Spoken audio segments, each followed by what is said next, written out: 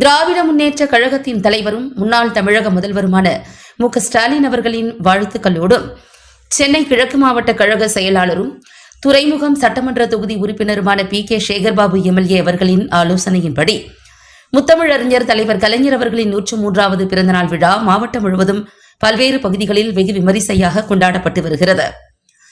அதன் ஒரு பகுதியாக துறைமுகம் மேற்கு பகுதி ஆதிதிராவிடர் நலக்குழு சார்பில் பகுதி அமைப்பாளர் டி.கே. கலைவாணன் தலைமையில் 57வது வட்டக்கழக செயலாளர் ஜி. ராமமூர்த்தி முன்னிலையில் வால்டாக் சாலை சந்திப்பில் முத்தமிழறிஞர் தலைவர் கலைஞர் அவர்களின் 103வது பிறந்தநாளை முன்னிட்டு கழக நிர்வாகிகளுடன் கழகத்தின் இருவர்ண கொடியினை ஏற்றி வைத்து அப்பகுதி பொதுமக்களுக்கும் வாகன போட்டிகளுக்கும் நீர்மோர் மற்றும் தர்பூசணி பழங்களை வழங்கி தலைவர் கலைஞர் அவர்களின் பிறந்தநாளை கொண்டாடி மகிழ்ந்தனர்.